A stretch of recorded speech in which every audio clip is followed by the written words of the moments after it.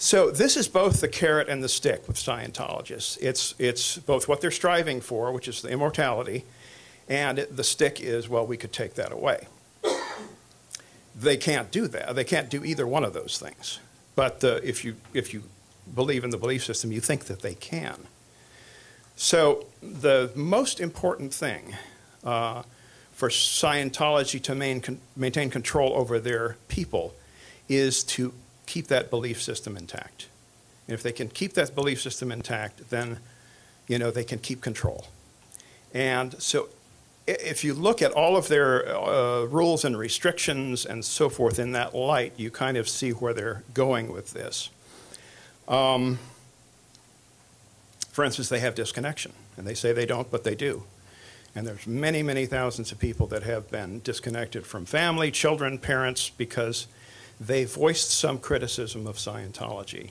And if your family or your wife, your husband, or your children voice any criticism of Scientology, bang, you're disconnected from them. You cannot talk to them. Well, they say handle or disconnect. Handle it means you get them so that they agree with Scientology, or at least shut up about it. My mother, for instance, never cared for Scientology, but she learned to keep her mouth shut because she knew it would get me in trouble if she spoke out. So she kept quiet. And so you either stay quiet or you go into agreement with what it is. So the irony is that the Church of Scientology says that it's all about freedom, but ultimately it's really about control. And the further up you go, the more controlled you are. And when you get up to the higher operating thetan levels, OT7, you are very, very tightly controlled by the church. You have to report in to the Clearwater headquarters every 6 months. You have to have security checks. You have to, and they examine every part of their life. And they make sure that they're not reading any critical internet sites. They're not reading any critical books. They don't have any critical thoughts and so forth. They're really clamped down on these people. And where I was at Scientology's international base with Sea Org members, that's the ultimate in control. That is the most tightly controlled place in Scientology. And I spent 15 years there. And Mark told you some of what it's like. The place is surrounded by razor wire fences. They've got cameras and motion sensors. There's no way that you can get out of there. Without touching off these sensors or alerting the security guards who patrol the grounds and so forth. And if you want to leave that Hammett compound, you have to get permission from your boss and from your boss's boss and so forth to be able to leave the compound. You can't just walk in and out. You have to have an okay. All letters in are opened, which is against federal law, but they do it anyway. If you get a letter from your parents, they open it first before it goes to you. And if it contains anything critical of Scientology, well, you're hauled in and, you say, well, you have to handle your parents or disconnect and so forth. Then when you write a letter out, same thing. It gets censored. And there are musters, there are this, there are that. But in addition to that, there are physical punishments.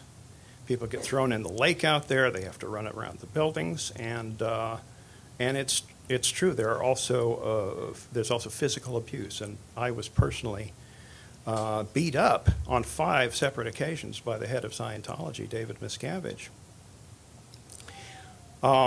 who is supposed to be the leader. He likes to call himself the Pope of Scientology. Well, he's a bully.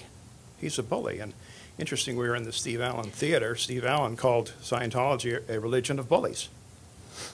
And I think that's pretty accurate, and it's led by the biggest bully of all, which is David Miscavige.